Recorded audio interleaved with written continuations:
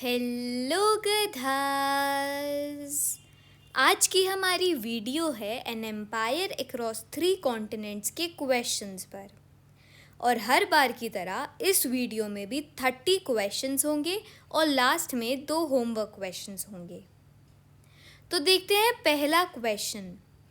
Mediterranean sea is called as option A eyes of the Roman Empire, option B eyes of the Iranian Empire, option C lungs of the Iranian Empire और option D none of these।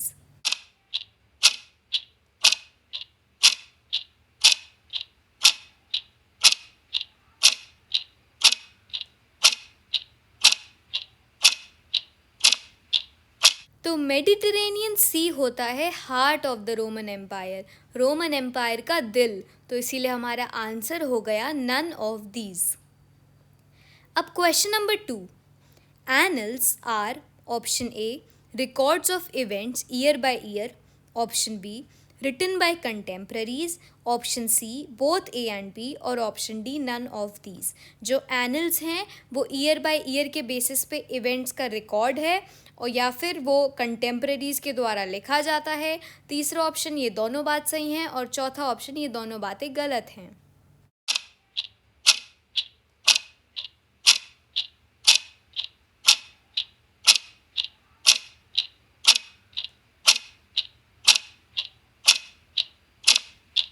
तो बातें तो भाई दोनों ही सही हैं। ये event year by year होते हैं और इनको कंटेम्प्रेरीज लिखते हैं, तो इसीलिए आंसर हो गया option C both A and B.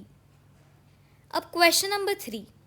The boundaries of Roman empire are formed by, 2 rivers हैं जो रोमन एम्पायर की बाउंड्री बनाती हैं। तो ऑप्शन है आपके पास या तो गंगा और राइन, या फिर गंगा और ब्रह्मपुत्र, या फिर राइन और डैन्यूब, या फिर सिर्फ डैन्यूब।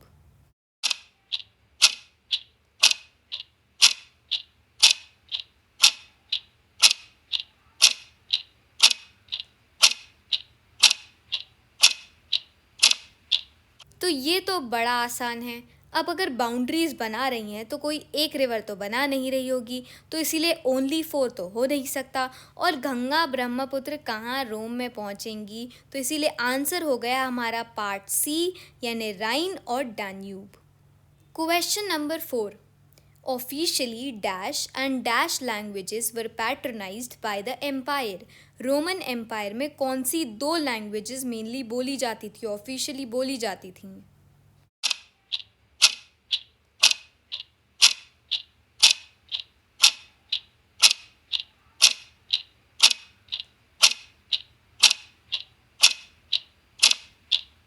ये भी पता है हमें कौन सी लैंग्वेज बोली जाती थी, लैटिन और ग्रीक। अब क्वेश्चन नंबर 5।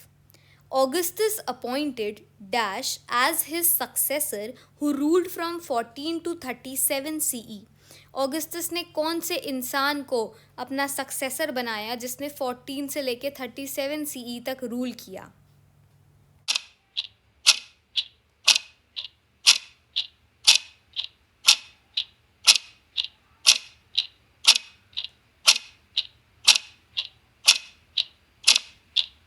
तो कौन था वो आदमी? वो आदमी था टिबेरियस।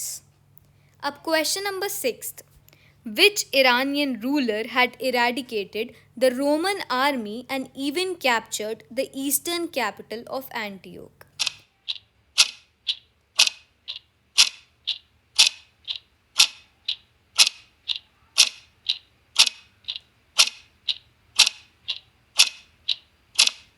तो ऐसे ईरानियन रूलर थे शाहपुर 1। अब question number 7। In Roman society there was a system of dash families. Roman society में कैसी फैमिलीज रहती थीं?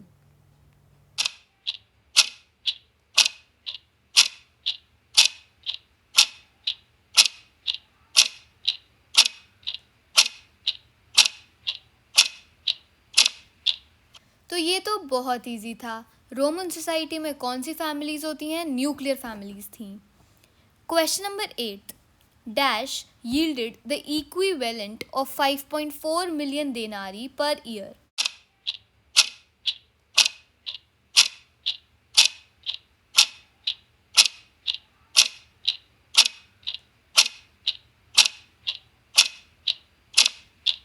ये भी हमने पढ़ रखा है, आंसर है हीरोड्स किंगडम।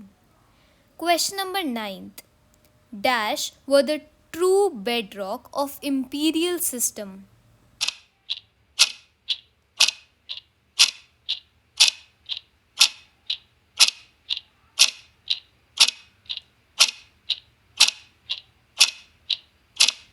तो आंसर है अर्बन सेंटर्स। अब क्वेश्चन नंबर 10, क्वेश्चन नंबर 10 कहता है mention a striking feature of Roman empire.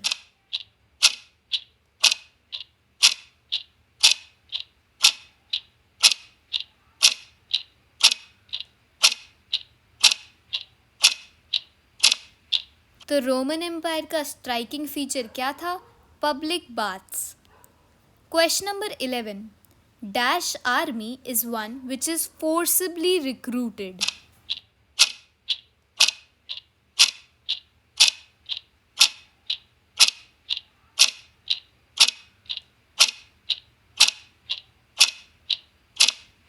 ये भी बहुत इजी था। कौन सी आर्मी है? Conscripted army. Question number 12, dash was the largest single organized body? Option A senate, option B equites, option C slaves और option D army.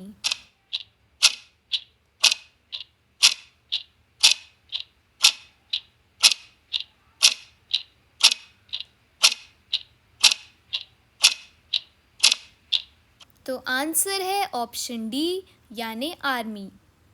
Question number 13, dash is the European name for an aromatic resin used in incense and perfumes।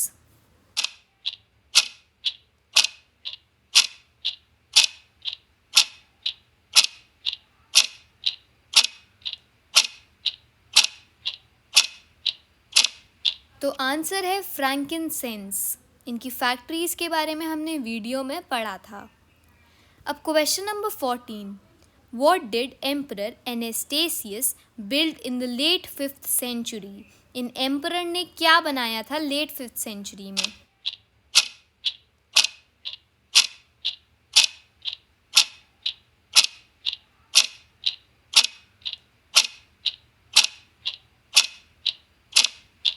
कुछ याद हो तो वही बनाया था जो 3 हफ्तों से पहले ही बन गया था। क्या बनाया था? Eastern frontier city of Dara. Question number 15 बहुत इजी है, mention 2 faces of Roman empire.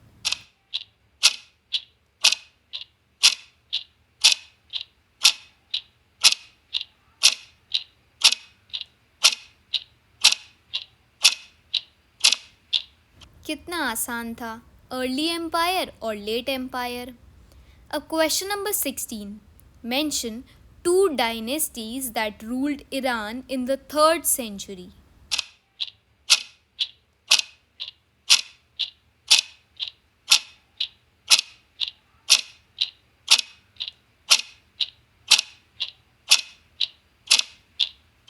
कौन सी 2 डायनेस्टीज थी? पहली ससेनियंस और दूसरी पार्थियंस।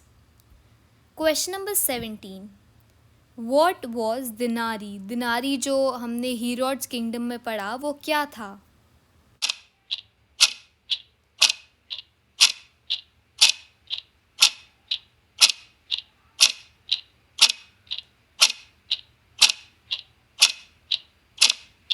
तो साफ शब्दों में कहें तो ये एक रोमन सिल्वर कॉइन है जिसमें अराउंड 4.5 ग्राम प्योर सिल्वर रहता था।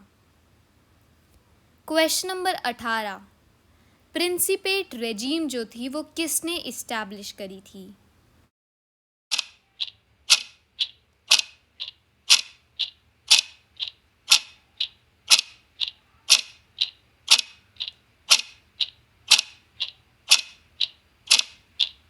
तो हमें पता है कि प्रिंसिपेट रेजीम श्रीमान ऑगस्टस ने इस्टेब्लिश की थी।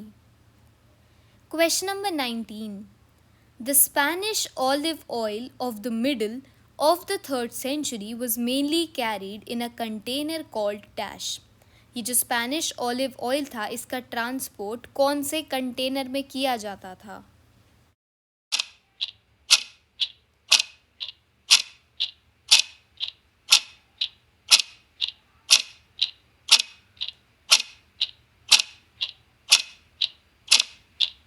तो आंसर है ड्रेसल 20।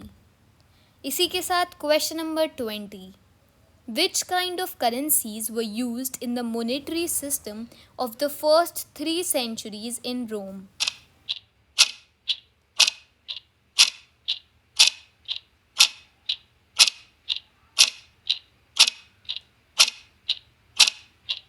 तो आंसर है सिल्वर की, है ना। उसके बाद फिर जब हमने देखा था कि स्टॉक्स भी गवर्नमेंट के पास कम हो गए थे मेटल के, और इसी के साथ सिल्वर माइंस भी इतना ज़्यादा प्रोडक्शन नहीं कर पा रही थी, तो जो कॉन्स्टेंटीन थे उन्होंने अपना मॉनेटरी सिस्टम गोल्ड पे चलाना शुरू कर दिया था।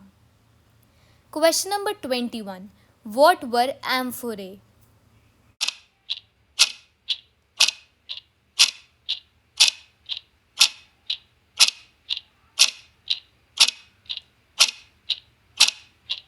तो उस समय लिक्विड्स को कैसे ट्रांसपोर्ट किया जाता था? लिक्विड्स जिन कंटेनर्स में ट्रांसपोर्ट होती थी उन कंटेनर्स को कहते थे amphorae. Question number 22। Which reign is remembered for peace?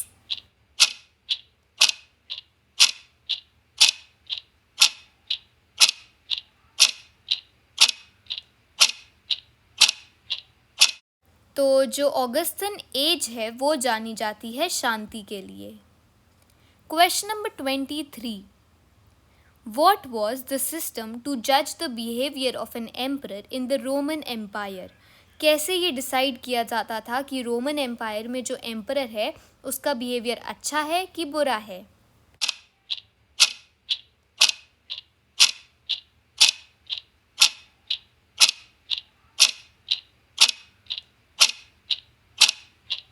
तो बड़ा ही सिंपल फंडा था। अगर वो एम्परर सीनेट की तरफ अच्छे से बिहेव करता है तो वो एम्परर बहुत अच्छा है, और अगर वो एम्परर सीनेट की तरफ बुरा व्यवहार करता है तो वो एम्परर बहुत बुरा है। Question number 24। Which sea separates the continents of Europe and Africa?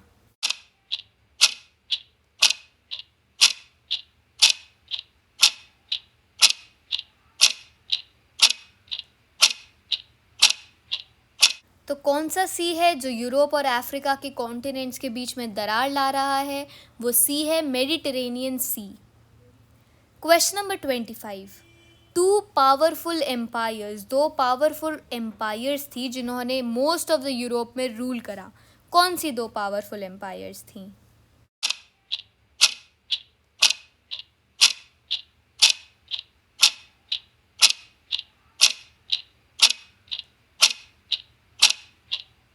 तो एक थी रोमन एम्पायर और दूसरी थी ईरानियन एम्पायर।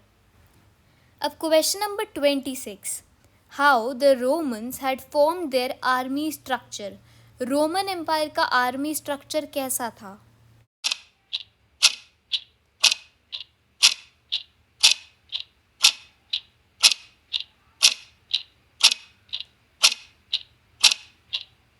तो रोमन एम्पायर में थी प्रोफेशनल आर्मी जो एटलीस्ट कम से कम 25 साल तक की सर्विस देती थी। Question number 27। Who were the 3 main players in the political history of the empire? लो, मैंने खुद ही बता दिया कि 3 मेन प्लेयर्स हैं।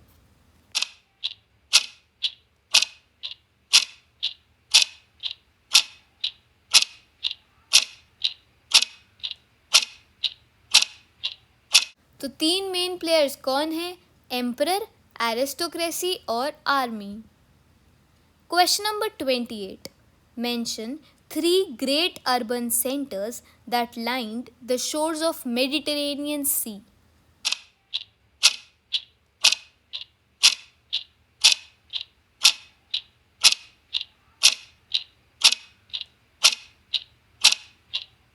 तो ये भी हमने वीडियो में पढ़ा है। पहला कार्थेज, दूसरा एलेक्स और रिया मतलब एलेक्जेंड्रिया, और तीसरा Antioch. Question number 29। Celtic speaking peasantry lived in hilltop villages called dash.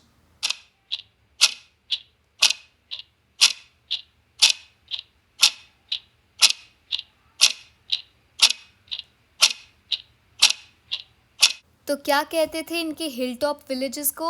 इनके हिल टॉप विलेजेस को कहते थे कैस्टेला।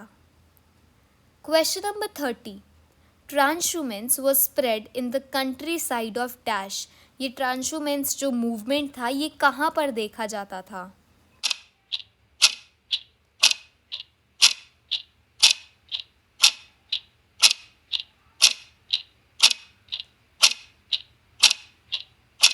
तो ये मूवमेंट देखा जाता था न्यूमिदिया में, जो अभी आज की डेट में अल्जीरिया में है। अब आते हैं होमवर्क क्वेश्चंस पे। पहले तो अभी तक के 30 क्वेश्चन में जितना भी तुम्हारा स्कोर आया वो, और उसके साथ ये 2 होमवर्क क्वेश्चन के आंसर तुम मुझे कमेंट में बताओगे। तो पहला क्वेश्चन है, what was the fiction kept alive about Augustus? और क्वेश्चन नंबर 32 यानी दूसरा क्वेश्चन होमवर्क का है, dash is the practice of encouraging female slaves and their partners to have more children who would of course also be slaves। एक चीज़ और, अभी तक हमने लेट एंटिक्विटी वाला टॉपिक नहीं किया है, तो इसमें उसके क्वेश्चंस भी नहीं हैं, तो इसीलिए पहले लेट एंटिक्विटी वाला टॉपिक डलेगा और उसके बाद इन्हीं क्वेश्चनों का सेकंड पार्ट बनेगा।